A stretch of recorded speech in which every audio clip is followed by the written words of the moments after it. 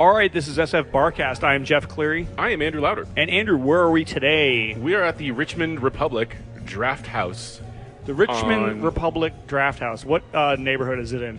It's in the Sunset or Richmond. I always get the two mixed up. That's like saying, what's the number for 911? The Richmond Republic. If you ask Donald Trump, it's 711. Oh, my God. Fantastic. Out of the gate. But not to get too far off topic, we are, in fact, in the inner Richmond on 8th and Clement Street. 8th and Clement? More specific than that, 642 Clement Street, an address I know well. Because that is very specific. How do you know that? Not only did I used to work in this location when it was called Hague's Delicacy. Not this general location, this specific location. This very location. There are the ghosts of Armenian falafel makers running rampant in this place. Because it used to be Hague's Delicacies, makers of Hague's hummus, the best hummus in the world. This week's episode is brought to you by Hague's Spicy Hummus. That's right, Hague's Red Pepper Hummus. Get some today. So you used to be the delivery boy. Well, I think they called it distribution supervisor. Oh, okay, right. Or that's what I called it on future resumes. But yeah, like you're right. It was. In fact, I think I may have referred to myself more than once as the hummus boy. DJ Hummus Boy. DJ Hummus Boy. But I actually used to live literally around the corner as well. Right. two or three addresses away. This neighborhood, the Richmond, the inner Richmond, always has like a soft spot in my heart because you used to live around here. Right. And friend of the show, Mike Lazinski, used to live around here. He used to live 2 blocks away. Yeah. And I used to have a girlfriend that lived around here. So it's sort of like 2 steps forward, 1 step back. She's not a friend of the show. She's more of a sworn enemy of the show. Well, let's not get into that. But yes, like from where I live in the Mission, right? Like, believe me, I knew the fastest way to get here because I had a girlfriend here. And you just take the 33, and it takes forever. I wouldn't say forever. I mean, it takes like 45 minutes, but it feels like forever because it's go. Not that far. Well, you go you go like this weird sort of way up and over the Haight, and and back down. And it's an electrical bus too, so it's weird that it goes that way because it's total non-rectangular streets, and it's like this electric bus climbing up huge hills. But it's a fun bus. It's a very scenic bus. Or you can be a pussy and take the 22 to the 38. Well, here's the thing: you're right. It takes 45 minutes to get from my place to this area. But the thing is, if you're on a bicycle, it takes 20 minutes. Yeah. So look at you pumping your legs like an idiot. Well, I'm just saying, I should have if I really wanted to get to the Richmond, I would take my bike. But yeah, Hague's Delicacies was here for probably 40 or 50 years, and I worked here from 1995 to 1998, so I wasn't a huge part of their operation, but I did make sure that in the early distribution days of their hummus, I made sure that it got as far south as Carmel and as far north as Santa Rosa. You made the hummus trains run on time. Exactly. Which leads me into our next subject.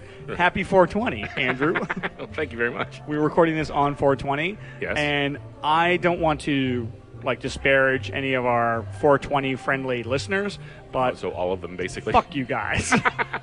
I'm not a pot smoker, right. But 420 is just the worst in San Francisco. We were sort of stuck in the amazing amount of traffic getting from downtown San Francisco to Golden Gate Park. Who knew those people had cars? Yeah, exactly. And who's terrified to find out that they do. But no, we were driving down here, and it's just there's so much traffic.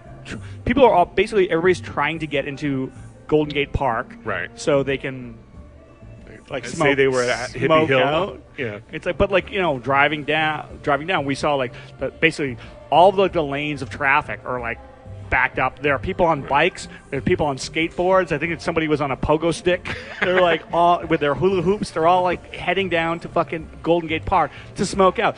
By the way, is it Sean Keene's joke? The not pogo sticks, but the stilts. No, that's was that a Chris Garcia joke? Kamiya. Oh shit. Okay. Well, Chris Kamiya, one of my favorite jokes ever. He said that when he was talking about the protesting the Iraq War. And Right. in any other place, they're just like, they like light things on fire, and they're like, we can't do this. But in San Francisco, like protests here are just like, what? President Bush did what? Hand me my stilts. Fetch me my protesting unicycle. Exactly. It's like I'm sure there's plenty of unicycles in the park right now. It's just like, come on. Like, well, here's the thing. See, I think, I mean, like, it's funny because, like, usually I feel like Your like, pots. I mean, you partake, right? It's like, wait a minute, what? Well, according to everyone I've ever interviewed for a job with, that's ridiculous, and that's for losers. Of course, nobody would know that about you. Exactly. Yeah, but I almost, I mean, even. Even though like it's supposed to be this big day of celebration and everything like that, I feel like that everyone on Hippie Hill in Golden Gate Park should actually be arrested just for being unoriginal. Because like, you know what, like you're going to Hippie Hill in San Francisco, like that's something your grandparents would have done. Like create your own shit, potheads of today, dude. Exactly. In the same way where it's like we both drink, but like neither of us like to go out on St. Patrick's Day because it's just like a bunch of fucking like tourists. Right. But like people who smoke pot like don't have that. They're not like, oh no. That's just for fucking. Those are for the tour buses. They're not going to be snobby about it. Like, there's people giving away weed there. Well, then it's the greatest thing ever. Well, it's like I think it's just like a little.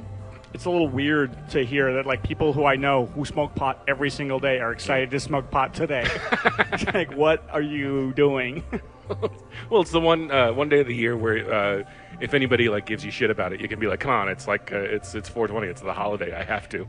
Dude, if you really want to celebrate, like, don't smoke pot and like work on your resume or something. I don't know, go to the gym.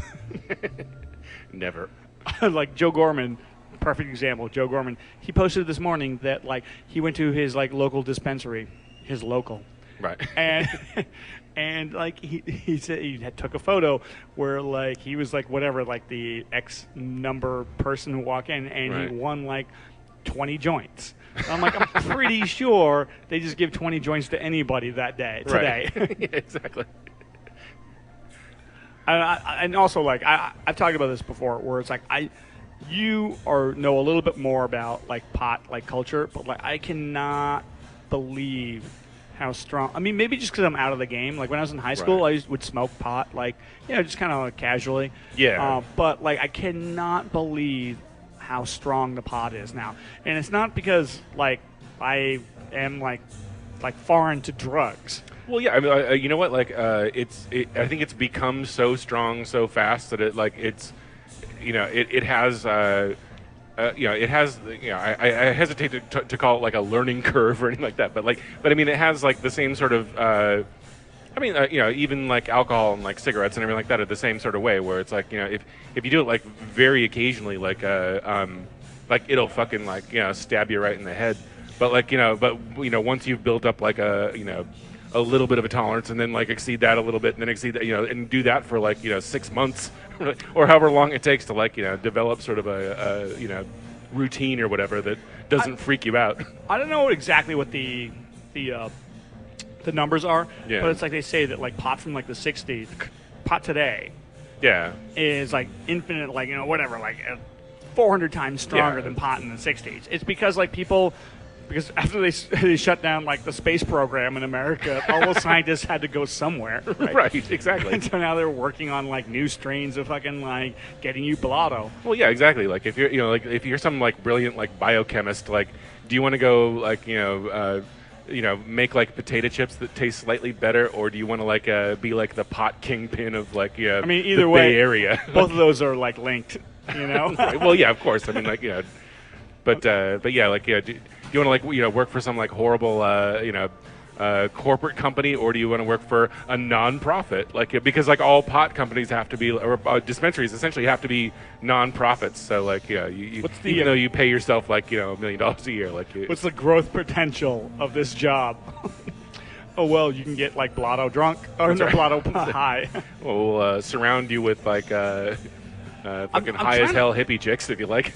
I'm trying to think like if there's anything comparable where it's like, okay, if you were a drinker and a smoker, right, in the 60s, two different guys. One guy's a drinker, one guy is a pot smoker. Okay. And they both like went into a coma. Okay. And like they just came out now, and Right. then they went like if the drinker goes to a bar, would he be like freaked out by how strong IPAs are? And That's or would possible. he be more freaked out than like The people are like horrified by his drunk driving. He's like, Or what do you mean I can't run over school children anymore? or like I feel like the pot smoker from the '60s like would be more freaked out by the fuck. Well, it would definitely be. He would look like the Robin Williams character in Moscow on the Hudson, where he's like looking at all the coffee and he's like, "Oh my god!" Like he's going through the dispensary. He's like, "Wait a minute, there are like gummy bear pot." Right, He's like, yeah, "First yeah. off, what's gummy bears?" Exactly. Well, I have a million questions. First, what are gummy bears? My first question is, do Sonny and Cher still have that stupid show? Well, good night. One of my favorite like Simpsons references. Yeah. So, well, also here's the other thing. It's like, no, Donald Trump is a serious presidential candidate, though. Well, good night. Good night. So, it's 420 and it's a big pot Right. day. Yeah. Okay, for me, I just want to say that like I'm not going to bring the room down too far, but it's like 420. I hate not just because of the pot stuff. Right. It's also my little brother's birthday, and that's not the part that I hate. Yes. Okay. It's also I mean, it's reason enough. it's also Hitler's birthday. Okay. Well, Which I'm- slang. I'm fairly indifferent now to. You're veering into hateful territory. And it's also like an anti-government day. Like I guess it's Columbine like was right around Ruby Ridge and all that shit. Ruby Ridge, and I believe Waco. no, Oklahoma City. Oh, okay. But it's also the day 2 years ago that my cat died. So like that's the worst for me. Exactly. Where I just like so now every 420. That's like here's the thing. It didn't ruin 420 for me because I didn't Right. really give a fuck about it. I am fine with my brother's birthday being Hitler's birthday. It's also, according to in The Simpsons, Does your brother also have one testicle? I've never checked. right, we don't have that kind of brother. That's probably not a question you were expecting you would hear today. Also in The Simpsons, it is Barney Gumbel's birthday. Well, what do you know? So there you go. Valuable trivia. Speaking of which, actually, like this is a perfect Whoa. segue into because you're saying that like it's not Hitler's fault that your cat died on the same day. so don't blame Hitler for that. But at the same time, the trivia night that you run every month at the Right Spot, which is I'm sure a fantastic trivia night. I haven't gone for a year because the first time that I went was the night that my dog Jules ran away. And he ran away as we were leaving. Have you not come to my trivia night since your know, dog ran away? Oh my god! Isn't that terrible? And it's I mean it's more. I had It's nothing. more to, my. I know. Of you course. I had very little to do with that. I love Louis C.K. had a bit where where someone was he was like, yeah, I hope your plane crashes or something like that because somebody was texting him and they were like, you're gonna feel terrible if if my plane crashes. And he's like, no, I won't, because then I'll know that I have the power of a god to bring planes down. Are you kidding? He's like, of course I don't have the power to do that, you idiot. And the fact that you think I do is moronic. Wow. But anyway, and as much as I would have wanted to, attend most of those, and some of it is, I think it's as much me as and my wife together, have the thing against it. So Yeah. so we can justify it by saying we're both being unreasonable, right? Yeah, of course, Exactly. It's as much as you'd love to come to my trivia and have a great time, you don't want to lose another pet. exactly. Going back to the we might as well believe in religion or witchcraft. Exactly. You might as well believe that Jesus is coming back. Going back to the fact that it's a very anti-government day. Yeah. The reason why some of these people commit these anti-government or these shootings is because it's also Hitler's birthday. It's why would you choose if you wanted people to rise up against the government? Why would Right. you have your choice of days be, oh yeah, well once everybody realizes the government is bullshit, Right. on Hitler's birthday, then we'll fucking and people will be like, oh yeah, it's Hitler and school shootings. Sure. I was anti school shootings until I realized it was Hitler's birthday. Now, you know what? Like, it all makes sense. I mean, isn't there any other revolutionary in fucking human history that you can, like, sort of align yourself with other than fucking Hitler? Can't you go with, like, Che Guevara or, like, someone with a cool graphic? I mean, take your pick. Like, you know, maybe even somebody from a fucking movie. Right. Man, can I say something about this neighborhood, though? Sure.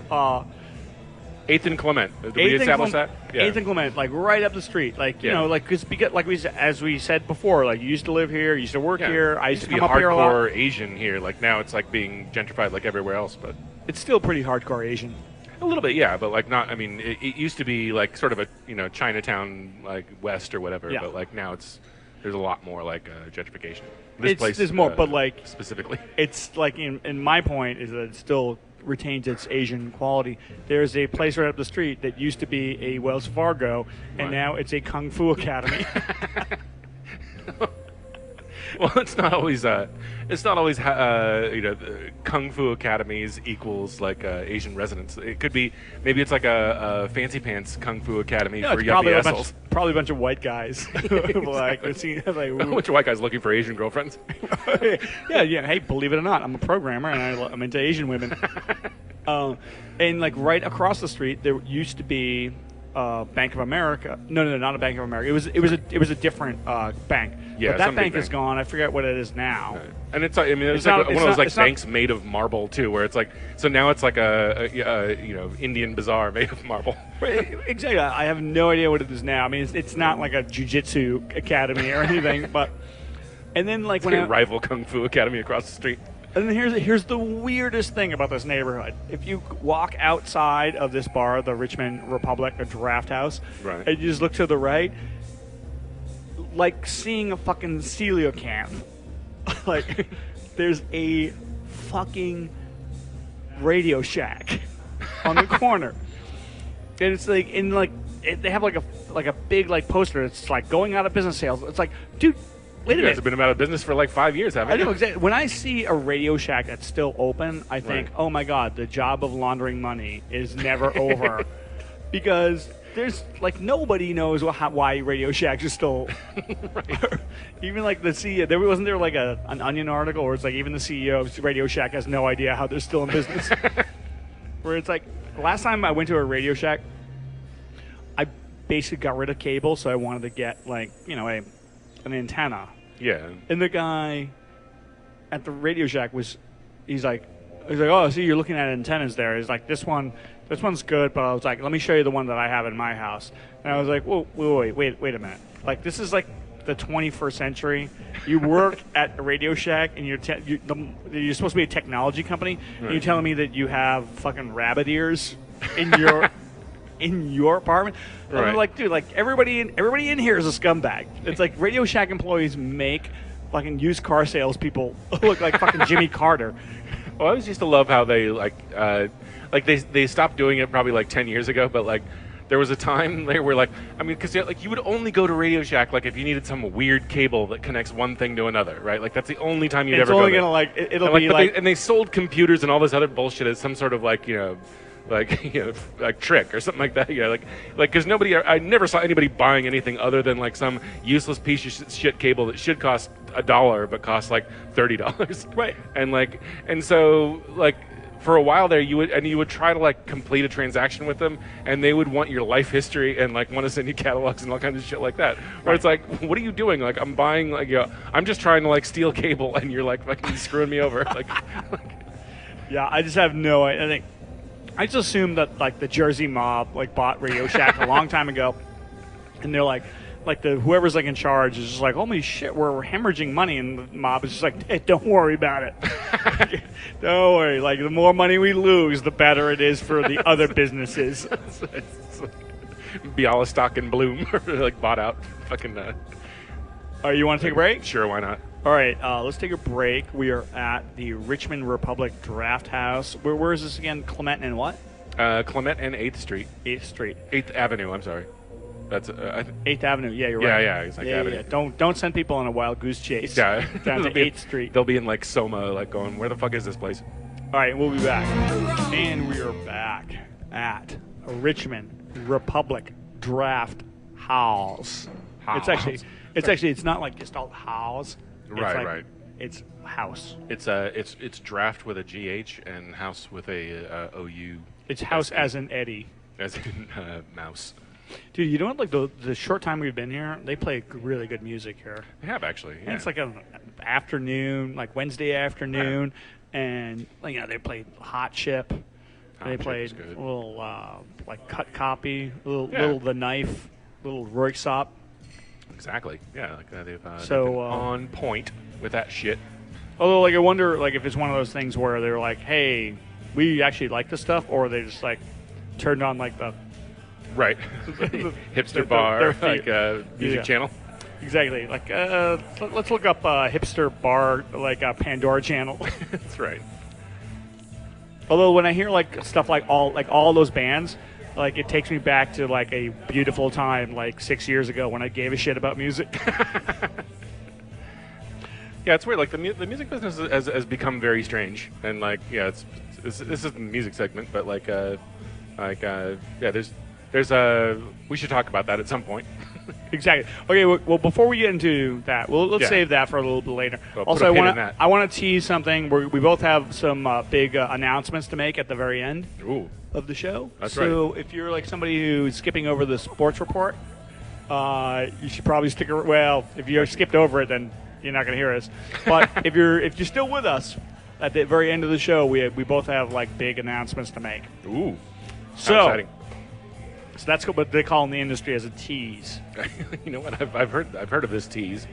So Andrew, sports. Yeah. You know what? Like there's a few things that like we're now into the NBA playoffs, which are unfortunately, like, since they went to like a best of 7 first round, like it's made the first round really boring. Like especially like given the current makeup of the league, like where you've got about maybe 2 or 3 teams, tops in like each division that are worth a shit, and like so and no offense to the Memphises and Boston Celtics of the world. No, well, honestly, like it mostly in the Eastern Conference where, hey, everybody knows I'm a Celtics fan, but like people who have wanted to like make fun of like some of the boring like matchups in the first round, they always mention, who would you rather watch like a blowout, or would you rather watch like the Celtics versus the Hawks? And you're just like suddenly they're the whipping boys. Yeah. Well, they also, by the way, they deserve that. Like even though like the Celtics, like I was really getting my hopes up to be the team that the Warriors swept in like the championship, because like there's only one good team in the Eastern Conference, and it's Chicago. And so basically, if they were to falter, it's anybody's fucking game, right? Like, do you think that it works against the Celtics at all? That like what's his name, Brad Stevens, like by all accounts, just a genius coach. I mean, he's done really well. Yeah, I mean, like he's basically like got like Marcus Smart and Isaiah Thomas and a bunch of shit. Dude, and he's somehow able to like get to like the 4th or 5th seed. Like that's crazy. The best player on the Celtics is a guy who's 5'9". Right. and he's probably the 3rd best Isaiah Thomas that's ever played. I have like 3 inches on that little fuck.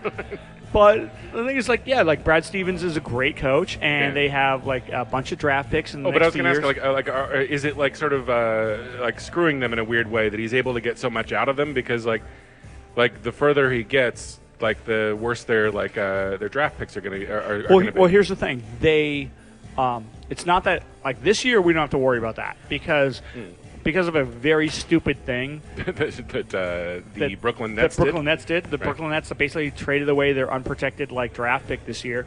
So and they're the 3rd worst. So they can team win the championship with Kevin Garnett and Paul Pierce. Yeah, so they could have like Kevin Garnett, and Paul Pierce, 2 guys who are no longer on the team. Yeah. So we have their first round draft pick, and so it could be the number 1 pick. Yeah. It could be. Like they're the 3rd worst team in the league. Right. So like whatever. Like this year they didn't have to tank, and also like true, there's no sense in like tanking in the playoffs. Yeah, that's true. Speaking of like really terrible like teams, I just want. Well, okay. Let me just say this: the other day, Oklahoma City Yes. lost to Dallas, Right. and Game 2 or whatever. and everybody talked about what a terrible game Kevin Durant had. And I just want to say that, like, Kevin Durant was 3 for, I think, 33. I'm sorry, no, 7 for 33. Right. So which means he missed 26 shots. Right. Not too long ago, Kobe Bryant missed 2 days ago or something. Kobe Bryant in his last game missed 28 shots. Right. But because he took 50 of them, everybody's like, "Oh, that guy's a hero! What Right. what a classic game!" Believe me, that was the next thing I wanted to bring up was like how annoying it's been to watch, like or not watch. I mean, like I listened to PTI or whatever, and listening to Wilbon like fucking go, Slurp. just bend over backwards to like call Kobe Bryant the greatest fucking guy that's ever lived because of that game. Because like and it's like all it did was point out to me that like he hasn't given a fucking shit for 2 years now. I mean, like he's been he sat this whole season out basically and collected a paycheck and fucked over the team and like a $25 million paycheck. Yeah, like and he did that so that he could play one game and like and actually care. Dude, he was terrible this year, and was the fact, awful. and, Yeah, and it's like people like make it seem like I understand like the appreciation of this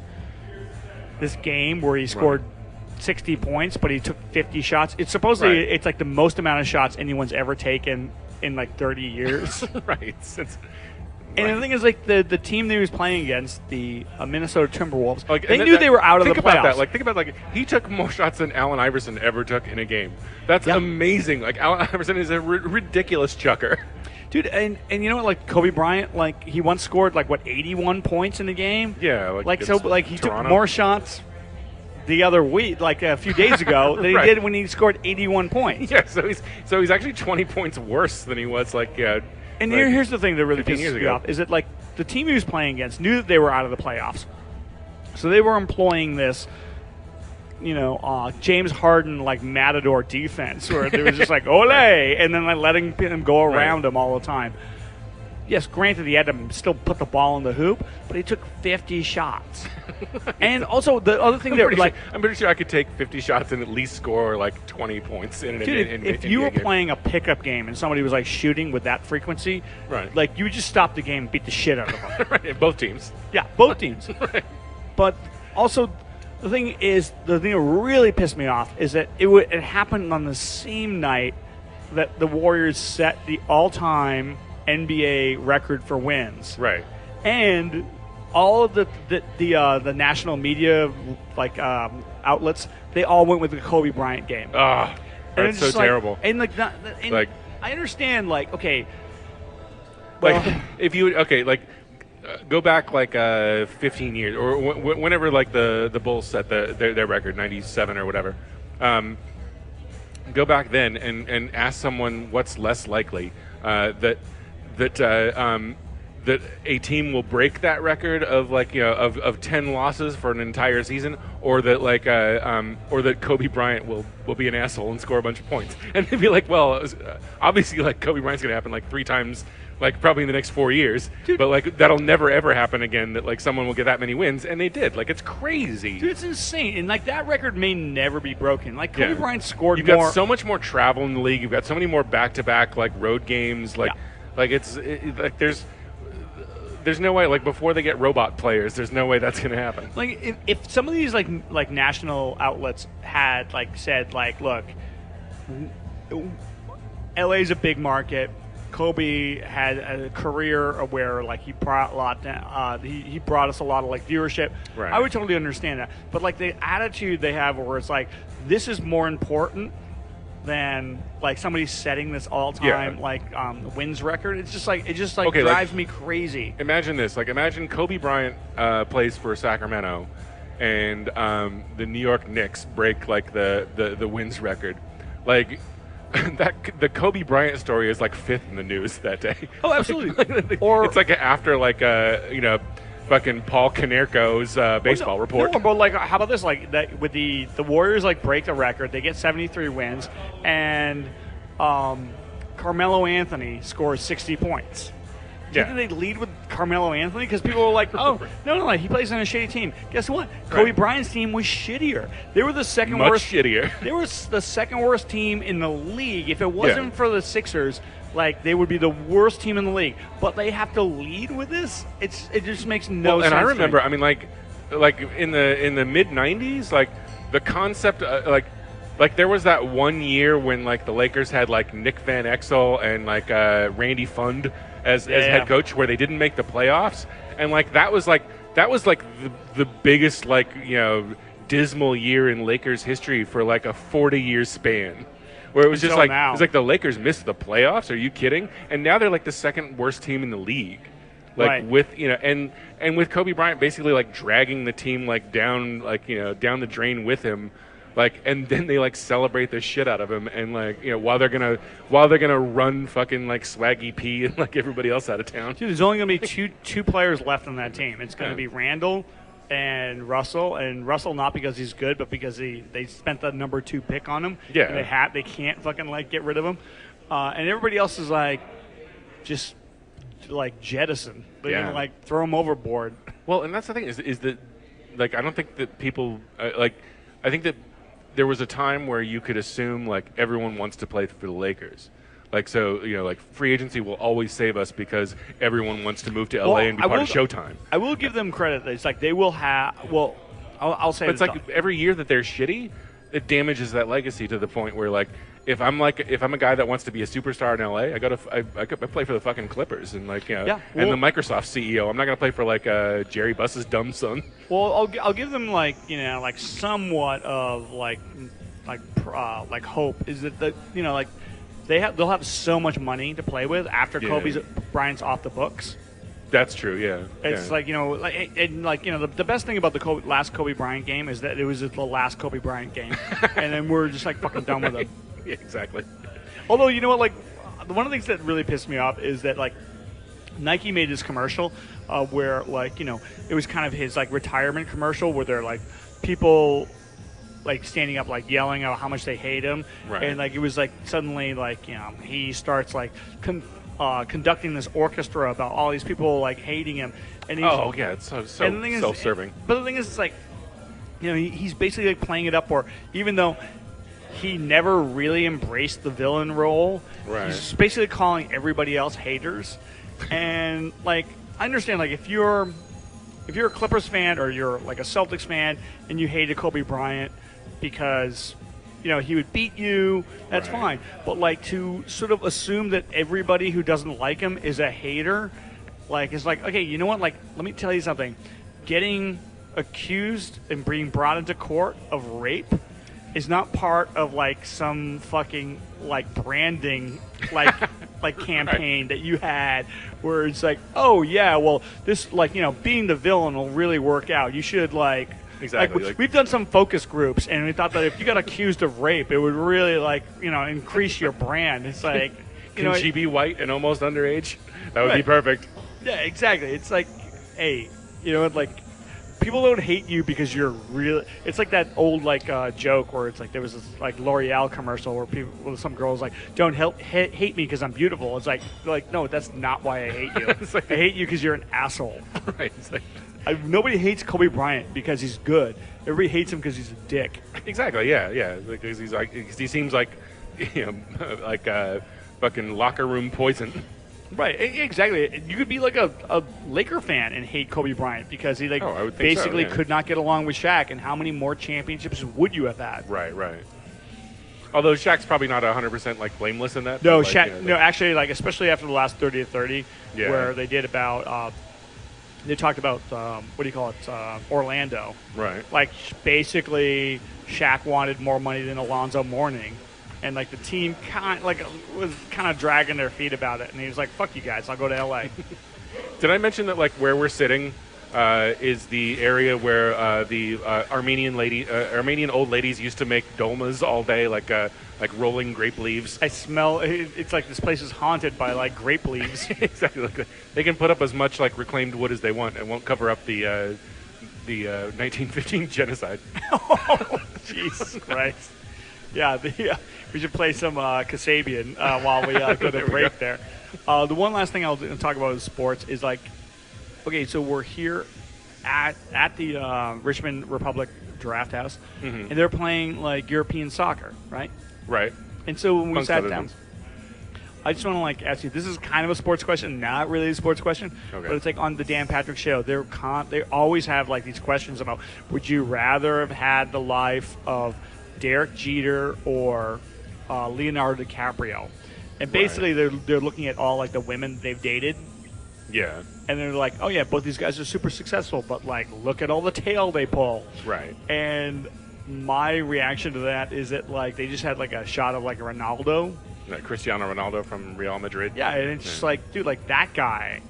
Oh my God, God, yeah. like he's not that big in America, but like he's huge in the world. Yeah, He's exactly, like the third or fourth like highest paid athlete in the world. Right. And if you look at any like page 6 stuff, he is just like this goddamn Well, and like Lothario. right, and like no one like or I shouldn't say no one, but like on the world stage, a lot more people know who Cristiano Ronaldo is than know who Derek Jeter is. I mean, like they might know that Derek Jeter is like a baseball player, but like chances are they haven't seen him play that much.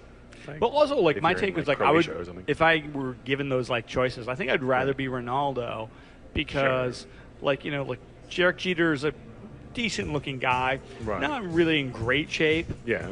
and DiCaprio is a good look, is a handsome guy, but he still has that sort of like geekish boy body. Where he's Right. like, even when you're wrestling with bears, you still look like Gilbert Grape. Exactly. But like Ronaldo is just like super athletic dude, Right. and he's just like in great shape. So you're just like, oh yeah. The only like drawback to being Ronaldo is you got to be Portuguese. Exactly. Shout out to all my Portuguese friends back home. No, well, it's like he's like, I don't know, whatever. Like I would probably go Ronaldo. He has like his choice of any of the New Bedford honeys. Hip hop, Fall River Honeys, Exactly. the Taunton Portuguese Village. All right, you want to take a break? Yeah, let's do that. All right, this is SFBarkast. We're at the Richmond Republic Draft House. All right, and we are back at the Richmond Republic Draft House. Yeah, I don't know if that's supposed to be like sort of a like a Russian thing or like I mean, because this used to be sort of a Russian neighborhood as well. Yes, Like exactly. sort of The Richmond used to be it's like basically like a Chinese and a Russian neighborhood. Yeah, like there used to be like sort of Russian bakeries and borscht palaces. Isn't that like a HBO? No, an Amazon show, Borscht. Yeah, I think so. The only thing like, what are your impressions of the bar so far? I mean, it's eerie, of course, because like it's a former workplace. So like, and you sort of went through the same thing, like actually when Zappos, like left San Francisco, but then like returned as a short-lived comedy club. Yes, that's true. Although you know what, like I don't have Appropriate. like very bad like memories of like Zappos. Oh, I don't have bad memories of this place either. It's weird to see a place transformed from a place where you were employed to a bar specifically. Although if it could have been so much worse when you think about it. It's like, yeah. what if it was like I don't know, like a abortion clinic or something? Like, I'm just like trying to think of like what would like freak you out the most. It's like a cow slaughtering plant or something. Exactly. Why? Is this legal? The only my only criticism of this place, dude, like we're sitting up in the crow's nest here, which Yeah. is great because they have like The a Doma pool. factory.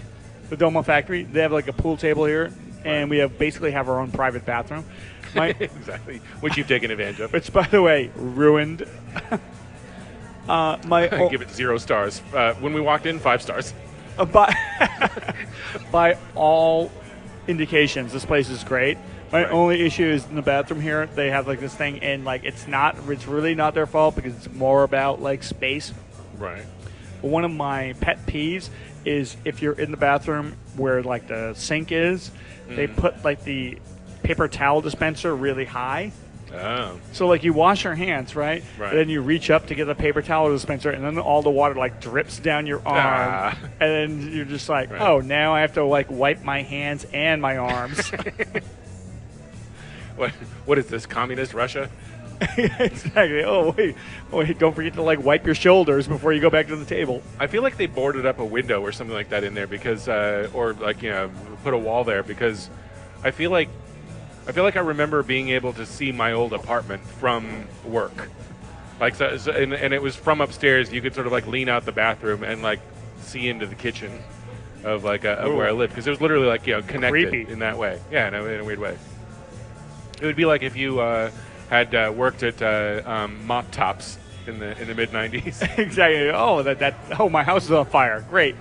Oh, now I can see my roommate, like picking up his porn subscriptions. That's right. Now I can see the crazy heroin addicted Japanese guy that runs this place.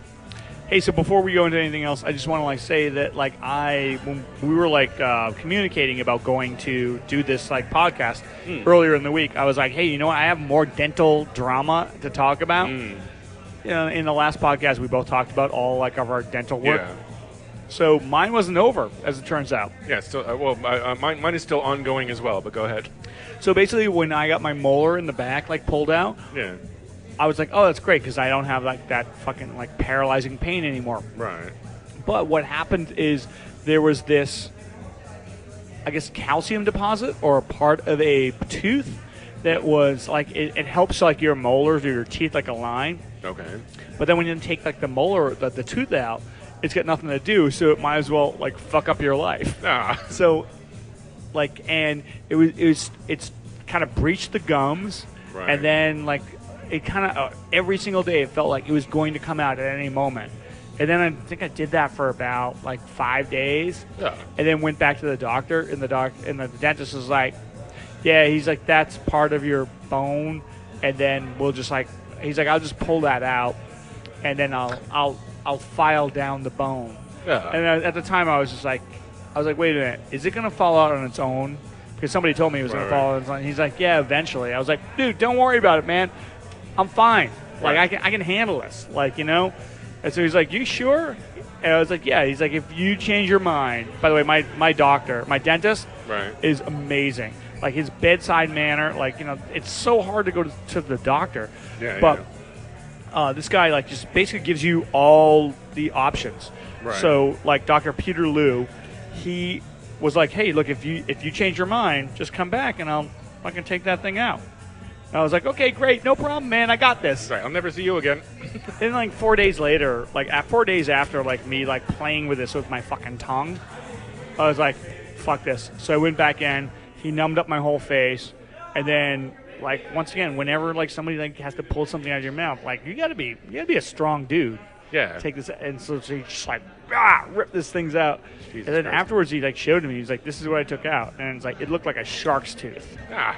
And How I gross. was like, "So when was this gonna fall out?" He's like, "It would probably have fallen out in like a few months." I'm like, "Oh my god." So here's the thing. My takeaway: if you're at the dentist and the dentist says, "Hey, this is what I think we should do," even Yeah. if it sounds harrowing, get it done. Right. Just Because you're not I- going to impress him. You're I- by like, hey, guess what? I toughed it out for like 12 years. He's gonna be like, yeah, you're an idiot. look, nobody likes going to the dentist. Nobody likes saying this, but it's like, you know, for like the fucking 5 or 10 minutes it takes for him to do whatever it takes, just like you're fine.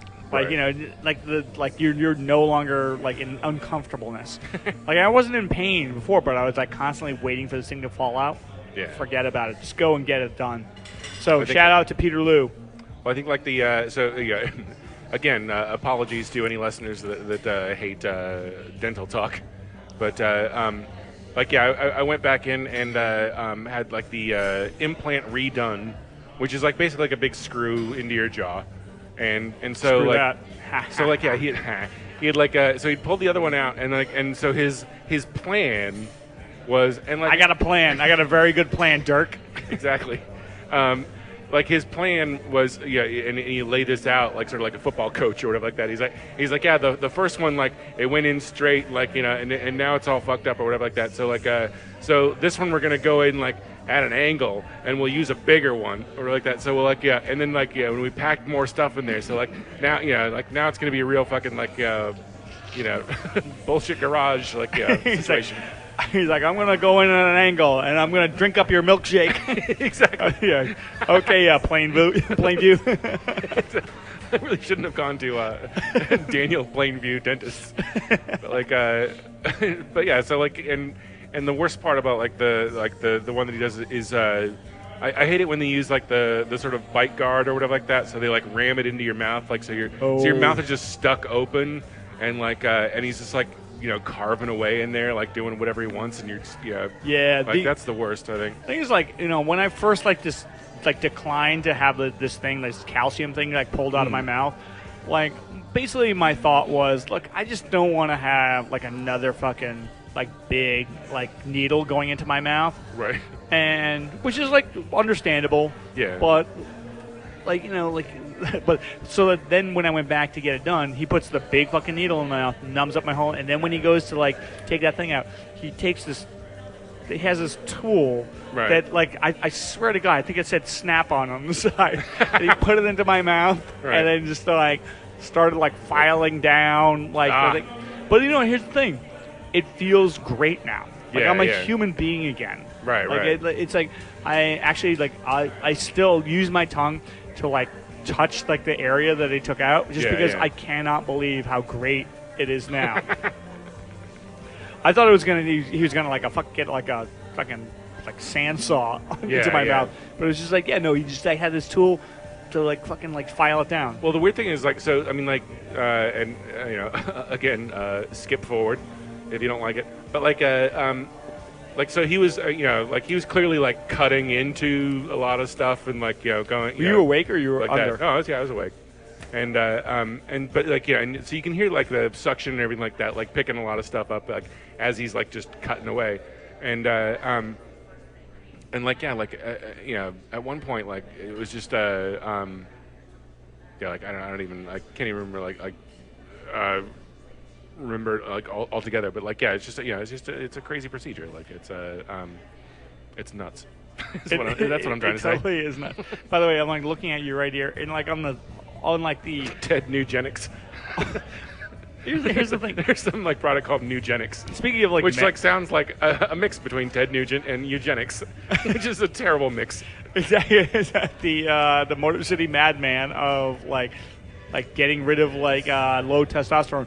Here's the thing. Like I'm like looking at it. It's like this ad on television, on like the soccer channel here. Right. And it's like they're talking basically like the ad starts with like old men. And they're just like it's like the graphics just say it's not your fault. It's not your fault. It's like low testosterone. Fault. Fuck time. It's like low testosterone. Like here's the thing. Like and any like female like listeners, if they exist, right. will will really understand this. So like where in the last like 10 years, right? Like basically science has just been like, oh, old guys who don't want to fuck anymore, we have to fix that. Exactly. Like and it's just like, wait a minute, like like there was like women have been going through menopause like all their fucking lives, and people are just like, oh well, you need to like people aren't having like these GNC like supplements where it's like, oh wait, if you're a woman and you're in your 40s, like no, we need to like amp you back up so you can fuck as hard as possible. Like, but for men, it's like there's all these like gray hair. Like I have gray hair. All these like gray hair dudes. Like there's something fine about like getting older. Okay. Yeah, exactly. But it's like these ads make it seem like, oh wait, you don't want to fuck every moment of the day. There's something wrong with it. It's like they're basically say there's something wrong with you. Take these things from GNC. We're not doctors. You may die. Just fucking. Well, it's like they've realized that like the best like advertising group to be in, like a demographic, is hungry for sex, right? So like once people start to age, that was a terrible thing for like business, because like how are we gonna like appeal to these people? Like they don't even want to have sex anymore. Like so like like how can we like con them into buying products if like we can't show them naked chicks? I mean, the thing is, like, hey, you know what? You grow a little older, Right. and like, yes, your hormones sort of relax a little bit. And if you're a guy, Which seems nice in some way, where it's just like, I can relax for once. yeah, if you're a I'm guy, not constantly trying to when fuck you're, somebody. when you're younger, you're just full of hormones. You're just like, oh yeah, gotta fuck, gotta Right. like every like you gotta fuck all the time. What's that product? That product will let me fuck people. Then I'll buy it. But then when you get older, you realize, oh wait, I don't every like attractive woman I see in a bar, I don't have to jump on her like she's the last fucking helicopter out of Saigon. I like, you know, like it's kind of okay to be like, oh, that's an attractive woman. I don't have to like fucking like go crazy trying to fuck her. Good You know? for her. I mean, like it's not like you don't appreciate or like sex anymore. Right, It's just that you're not a fucking lunatic about it. Yeah, exactly. But people are just like, no, this is a medical That won't condition. stand. Suddenly you have a medical condition. You have low testosterone. And so, like, Right. in order to, like, fix that, we have to, like, fucking fill you through. I love that like they've like branded it as like saying like it's not your fault, because like that would have never occurred to me that it was my fault until like they said it's not. Where they're like, hey, it's not your fault, man. Like you didn't screw everything up for everybody by aging. We can fix it. It's like, should well, just- no, I didn't think that I had. I thought I was just aging. They should just, like, recreate that scene from Good Will Hunting, where it's like Right. some old guy, and he's like, hey, you know, I just don't want to fuck 24 hours a day. Oh, dude, it's not your fault. He's like hugging him and like giving him a hand job with the other hand. Exactly. Let me hug you, and like then we'll go to a massage parlor. That's the best version of Good Will Hunting ever. The one that I'm sure Gus Van Sant would have rather made. That's true. I don't have much else. Like, I don't want to like talk about Bernie Bros anymore. Yeah, you know Like, what? it's Like, just kind of it's just kind of It's like tired at this point. Like it's totally you know what, tired. like I mean, and you've said this before. I think I've said this before. Give me any election, and I will vote for Bernie Sanders. And including this election. exactly, and like and you know, and I'll be happy to do it. But like, don't like if you're gonna like post online about like stuff that's supposed to be politically convincing, like make it positive. Like make it like how your opponent is better, not how like or how your candidate is better, not how your opponent sucks. And don't, because like- I'm so tired of reading about it. Like that it's just. Like it doesn't convince me. It doesn't swing me. It makes me want to dislike you and your candidate. Frankly, And stop selectively like complaining about how the system is rigged against you, or it's just like, hey, you know, like, you know, there are certain like inaccuracies. that goes for Trump too. Like you know, like Yeah. you know, the whole, you know, like these are private political parties that exist in our country, and like if you want to be mad at something, be mad at your candidate for running inside that party. Because they knew the rules when they got into it. It's like the Elks Club or something like that. It's like, yeah, Right. it's a club, and there are rules. Yeah, and there are fucking rules, exactly. Right. And if you don't like the rules, you can change them down the line, but you Right. can't change them right now because you feel like this is unfair. Starting now, If you like don't- these are like if rules you have don't been like in Judge like Smales, like vote him out of like the office. right, but also it's like, you know, like just stop like posing like, oh, this is not pure democracy. Or it's like, you know, Yeah, if it's you not. no, it's not. There are rules, and also like if you want pure democracy, let's just do it that way. You want to go Right. and like here, I'm saying this as somebody who's going to vote for Bernie Sanders. If Yeah. you want pure democracy, let's just like add up all the votes for Hillary and all the votes for Sanders, and you're I think like over 2 million votes behind. Right. So stop like acting like, oh, the super delegates are just like, this isn't pure democracy. It's like, yeah, just fucking put a sock in it. Indeed. So like it's like also I was like, you know, I don't want to talk about Bernie Bros, but here we go. The other thing that really pisses me off is that there was a protest of Bernie Bros in Right. San Francisco because George Clooney was having a fundraiser. You mean the Cloon? The Cloon. Did he go to Clooney's bar? You know, like he should have. Like if he hasn't been to that bar, then he sucks. Like as a human being. 'Cause, like, how Absolutely. could you not? I mean, like, you know, if you're gonna consider yourself a man of the world, like George Clooney has to have gone to Clooney's pub at some point. Well, I think like here's the thing that I'm sorry. Go ahead about George. Clooney. No. So George Clooney was having a fundraiser for Hillary Clinton because he's a Clinton supporter, and it was a very expensive like dinner in Nob Hill.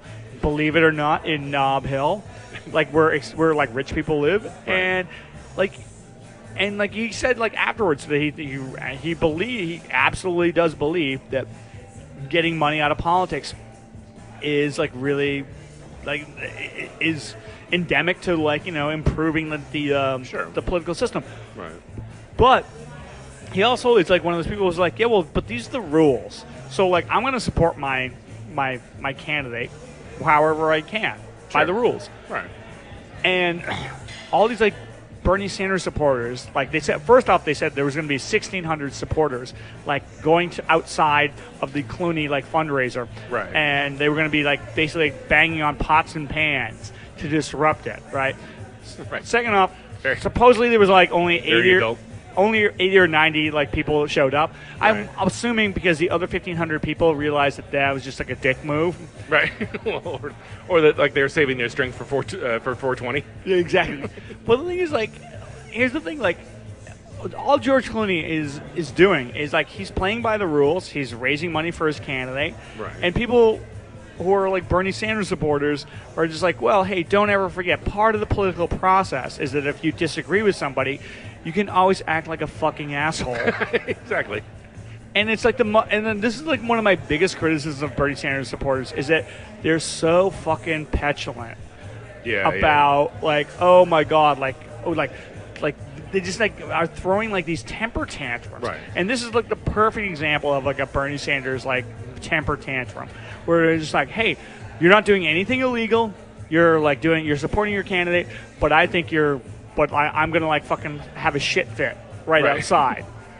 So like, I'm sorry, like I don't want to like say grow up, but it's I mean, like, hey, Bernie Sanders is doing some great things. Right. You don't have to fucking like act like a complete fucking asshole to anybody else who disagrees with you. It's not always about like destroying everything and starting over as well. Like I know that's a sort of like popular line of bullshit where it's like the whole paradigm has to be like fucking like rock to the ground and then like built up. And it's like, well, that's and also, guess what? That's nice, but like it's like live in the real world. And also, like, you know what? Who would have hated that protest more than anyone? Yeah. Bernie fucking Sanders. Yeah, exactly. Bernie Sanders would be like, "What are you doing?" Right. He'd be like, come on, act your age. Yes, they're raising money and it's unfair because they're rich people, but like, don't stand outside and like fucking drop your pants and take a dump. Yeah, exactly. Yeah.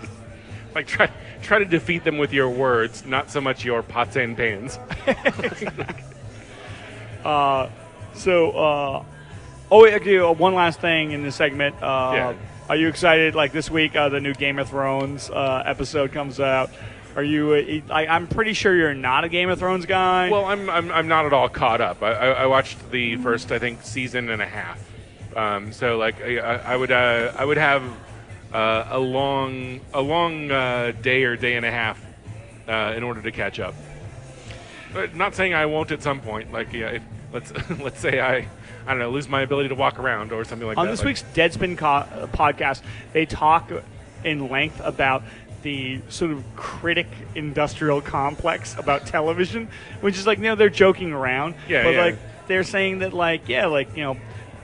everybody like loves Game of Thrones so much, but like there's a whole industry of people like basically talking about how great Game of Thrones is. And hey, I am like excited for the Game of Thrones thing. Sure. But like, and shout out to Ivan Hernandez. Exactly. But we have friends who are like have Game of Thrones like podcasts.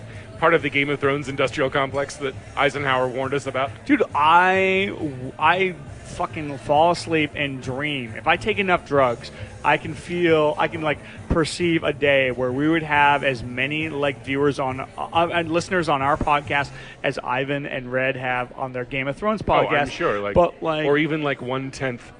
But guess what? You know what? Like the game, like talking about Game of Thrones is a fucking thing. Yeah. And I don't know whose fault this is, but like basically being drunk in bars, I guess, is not as big of a thing. And Well, it's when I just say it's a I don't know harder- whose fault it is, I'm talking to all of you listening right now. It's a harder fan base to motivate. How about that? Because like I mean like if you talk about like Game of Thrones, like that's that's throwing like deer meat to like fucking cheetahs. They love you mean it. venison? Like that, yeah, or whatever. And but if you like if you try to tell people the cold hard truth like we do, like it's The cold drunk truth. it's a tougher sale. Right, exactly. You know, we'll never give in. Although, you know what? Like, if we did like a whole Game of Thrones episode, you'd be like, yeah, now we're drinking mead. Right. What is mead, by the way? Like, isn't it like some sort of mulled wine or like some sort of I get mead and mutton like mixed up because they're both like Ren Fair bullshit. I feel like Scott Thompson from Kids in the Hall, like he had a briefly lived podcast that he claimed was sponsored by mead. I don't It's know a way why. like that. Like I missed it. Like what is mead again? I mean, like it's some sort of weird, like I don't know, hot wine or like some like it's probably like a French Canadian thing to beat freezing to death or something. Like that, where it's like, Speaking of- hey, we heated up this wine so you won't die. in Speaking your of sleep. make believe places, French Canada, French Canada, like Westeros and possibly Narnia. Exactly. Like, you have to like enter French Canada like through your like closet or something. Lion the Witch in the fucking French Canada. Perfect. You want to take a break? Yeah, let's do that. All right, I think we're done here. And you know what? Stick around. We have our big like announcements coming up in the last segment. So there you go. That's what they call a tease. That's right. All right, Sons it's of bitches. SFBarkast at the Richmond Republic Draft House. All right, and we are back. How's your 420 going so far? Oh, I'm HAF, high as fuck. No, it's going lovely. It was actually kind of fun in a way, even though like they clogged up the traffic getting here. Like it's great to see a city that embraces counterculture that much. Like even if it's annoying and in the way, and all the people that we saw. Oh, like, and it seem is like annoying. fools. Yeah, but it's like it's better than like the same thing happening for like I don't know, like a church or something. Oh yeah, well, yeah. You really have to like dig down deep to be like it's better than church. That's right. It's better than I don't know, Jim Baker. Right, exactly. How you feeling about the bar? You know what? Like they actually, I'm amazed at how little they changed because like I mean the there's like the step area up into the window is the same, and the overall like bones of the place weren't like changed really at all, and even the outside still has like these sort of spices and like and stuff on the wall. So like they actually like I feel like more so than most other buyout and remodels, like they sort of kept some of the original charm of the place, even though probably anybody under the age of 30 isn't going to like know what it used to be. So I have a feeling this is a place I would go to if I lived in this neighborhood. Like, no, seriously. I mean, like here's the thing. Like back when it was like a, I don't know, hummus haberdashery, right? Like it had like it didn't have like this high ceiling. It did, but like No, but they had like they must have had suspended ceiling or something because it didn't. Well, no, because you could look out from where we are now. Like, Oh, really? Like yeah, so like it had it, but like I don't think they. I mean, they definitely didn't have the big screen, TV there or anything like that. But yeah, like I mean, like it is amazing how little they changed. Even though, like I say, like you can't see into my old apartment like you used to. So.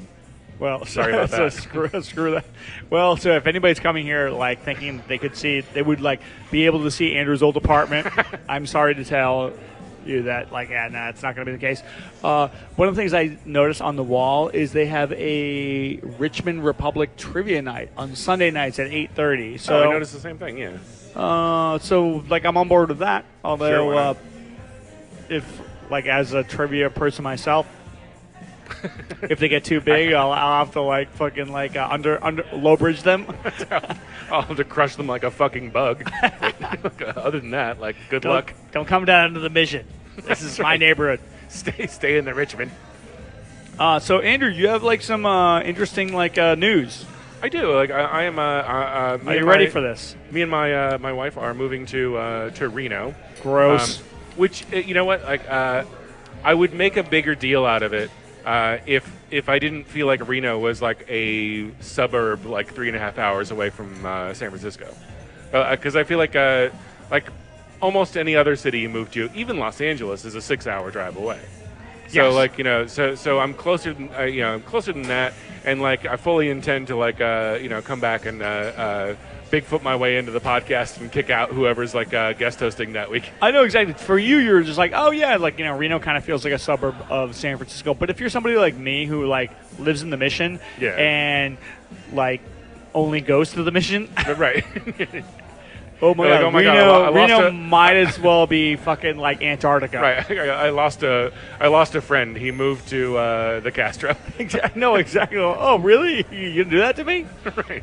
So, like, what are we gonna do? Like, what's gonna like happen? Like, so, like, I thought about having like online auditions Right. to have like a new host. Okay. So before people go crazy, we just Applying say for the job. Andrew's gonna be here.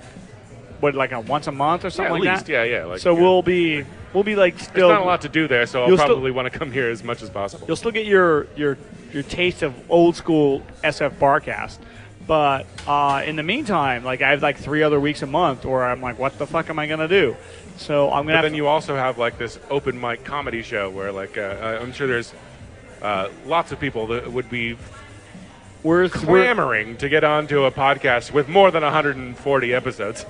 I'm hoping that like we have people who like have decided that who want to be on Sure. the new host, but I will not declare a new co-host because Well, I wouldn't be offended if you did. But what like, if his name was Drew Harmon? Oh, then I'm terribly offended. I will stab you in the fucking throat. No. But like, I feel like I can like, but I just honestly, I feel like it's not going to be the same. I would be disappointed if next year at this time this was called Joe Gorman's Pot Fest or something like that. And Joe's doing all the talking, and I'm just like this guy in the corner. With a special appearance by Jeff Cleary. Exactly. We let him out of his basement, and now like for the Let's talk to the guy who doesn't like pot. Yeah, exactly. So hopefully, like between like Gorman and Harmon and Montgomery and like Tobin, Yeah, like I can like staff a it. million other people we could mention. But I'm sad. I'm very sad because No, like we've been doing you this know for what, so like- long. In fact, like I didn't like start this podcast to get rich, although that's what happened. well, I didn't want to move to Reno to get rich, but like that may be the way it works out given the current real estate market. In a very unsimilar way. Like I basically did this podcast so you and I could hang out. Yeah. So I was like trying to like basically to get you to commit to hanging out with Well, me. of course, yeah. I feel like that somehow moving farther away means that I'll be able to commit more to it because like I won't have the pull of like coming back to a local like living place. I'll be stuck here when I visit. So like Okay, well that sounds like bullshit, but exactly. but let me tell it's you, what allows me to sleep at night.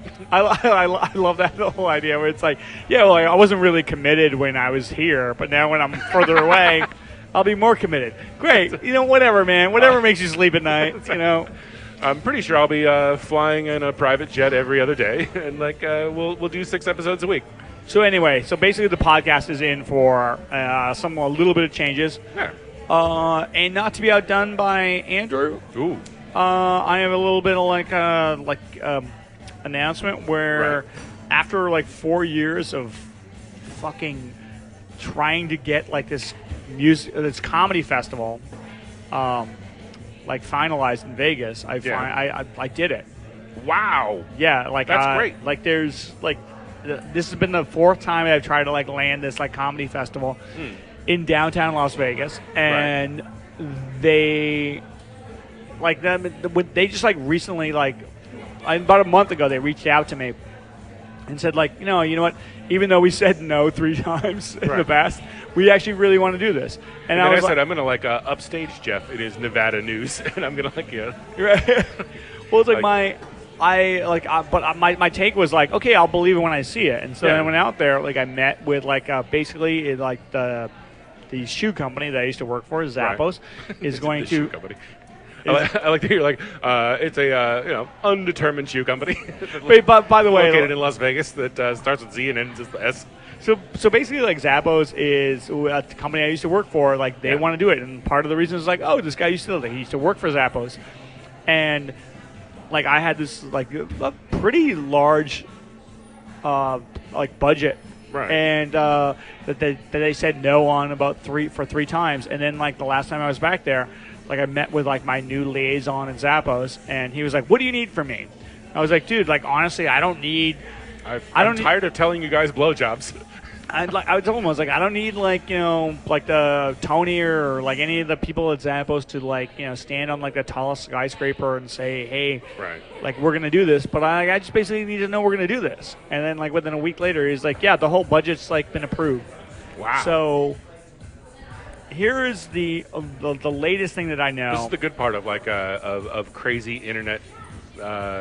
Billionaire business is that when it does happen, it happens fast. Well, wait until well, no, Zappos is owned by Amazon, so wait until Jeff Bezos like finds out about this bullshit. What the hell?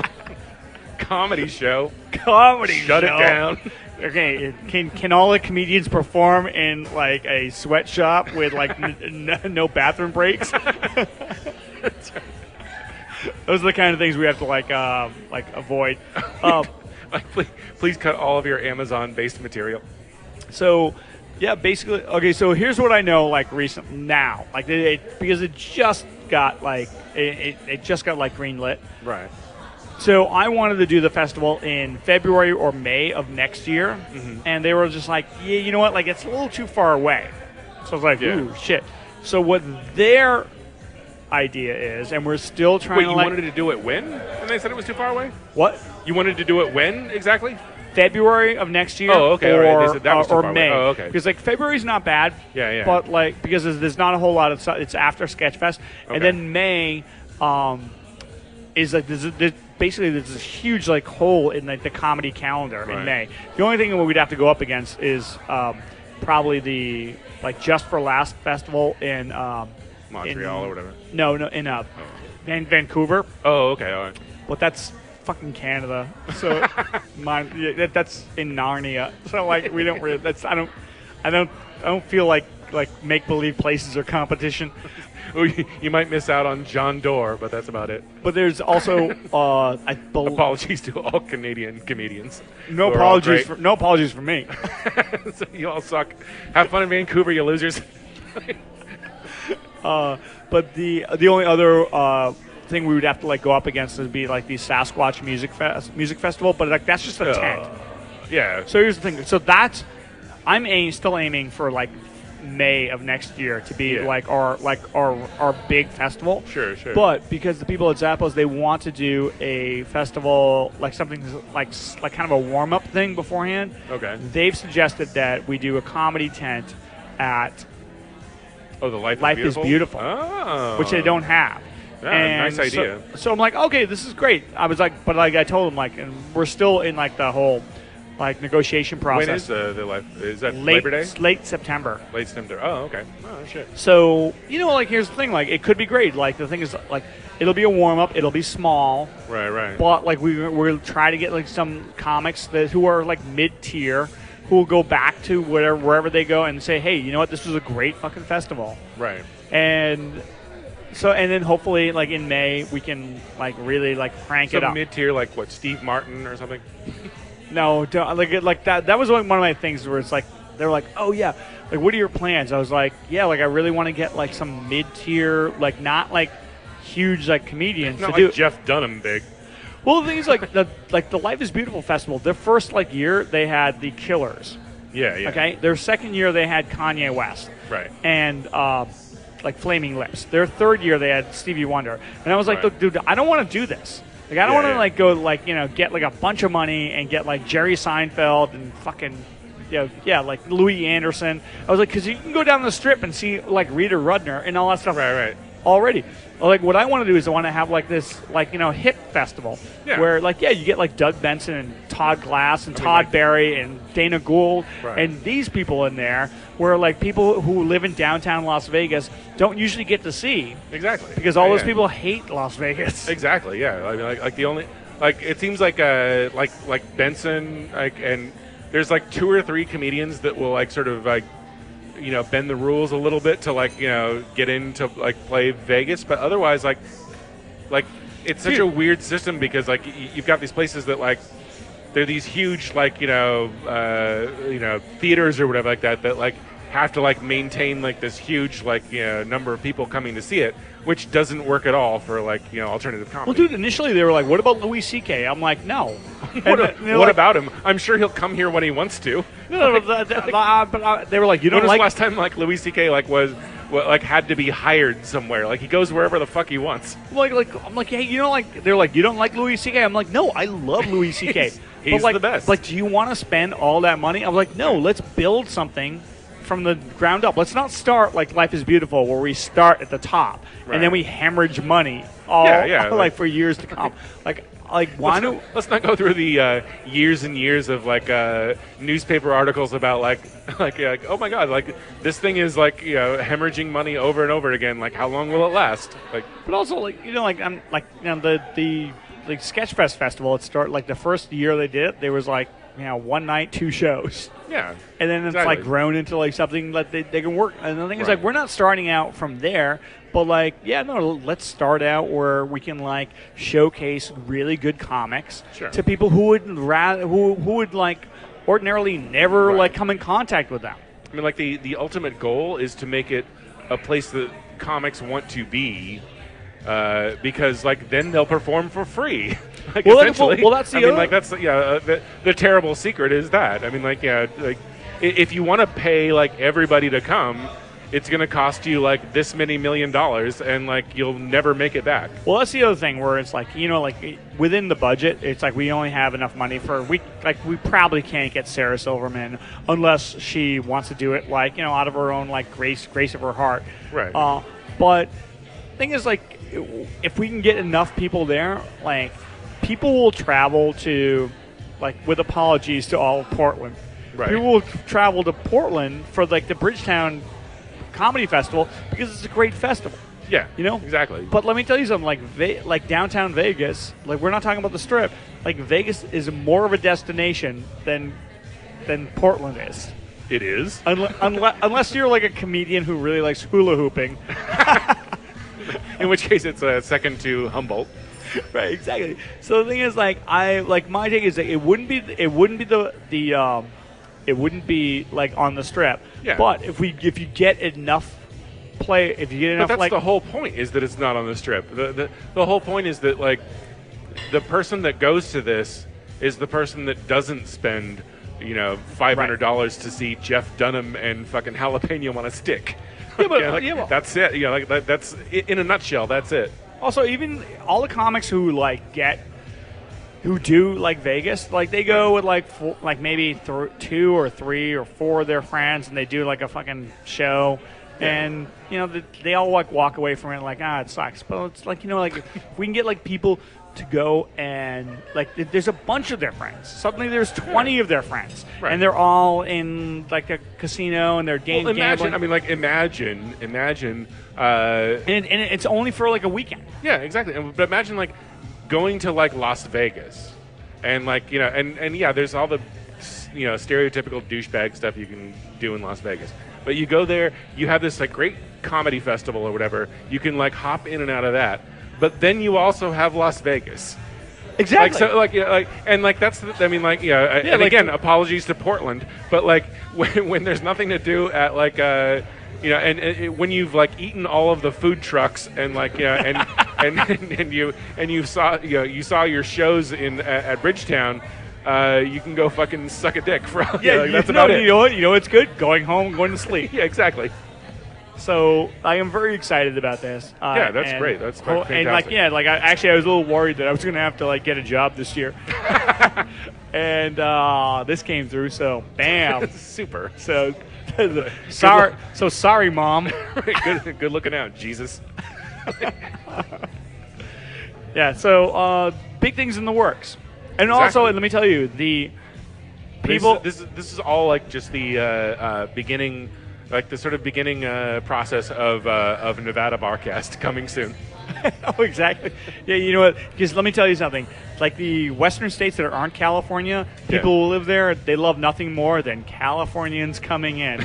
Exactly. Ooh, yeah. Oh my God, they can't get enough about of it. Think about it. Eventually, California will just become this awful place that's only filled with tech bros and people trying to break into the entertainment industry. So you'll just and anybody else is just be forbidden essentially. So we'll do a Nevada Barcast from the sort of hipster From enclaves Jubs that exactly that look upon our beautiful California and all of its celebrities.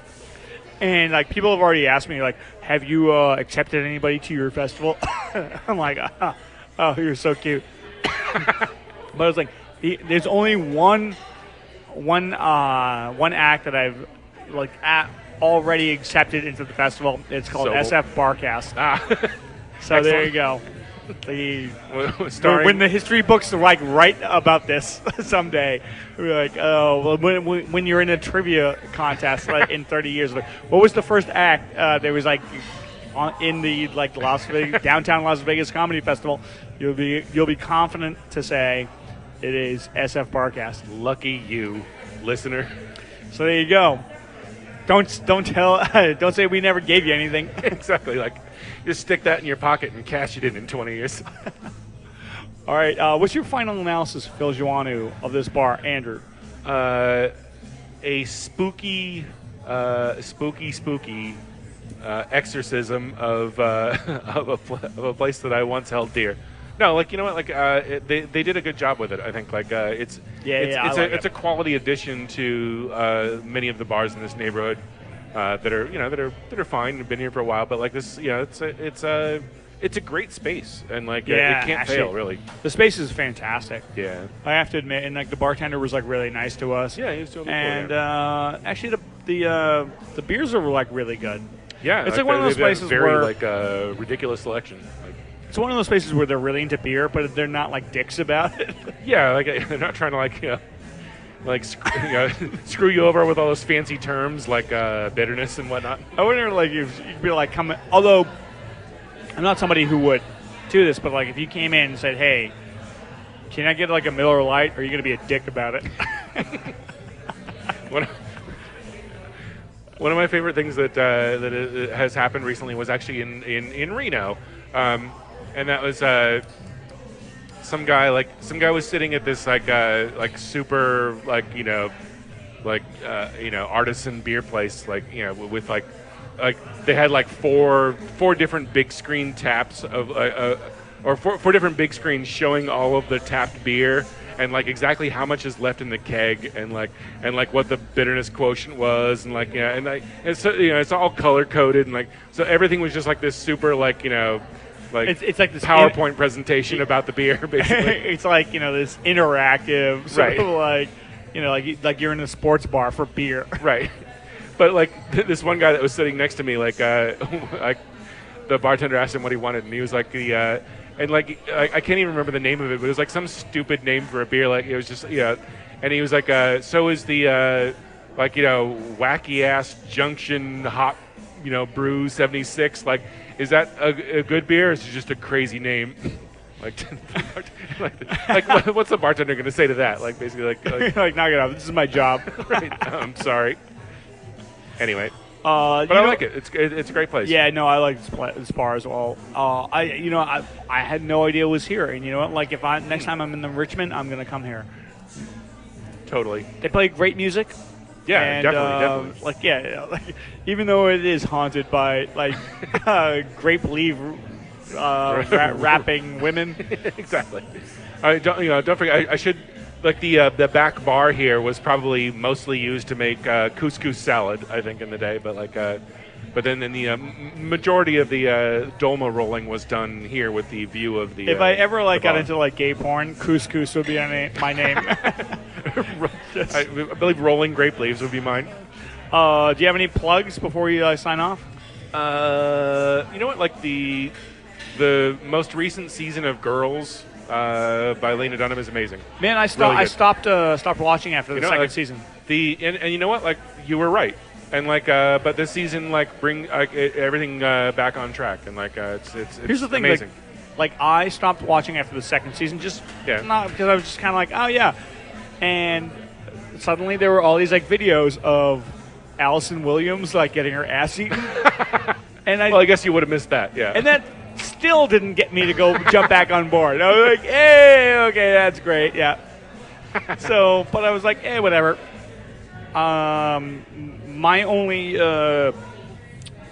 plug would be if you listen to The Gist, listen to the one about 1986. Every once in a while on the podcast The Gist, they bring in Chris Malamphy, who has this Slate podcast called Why Is This Song Number One?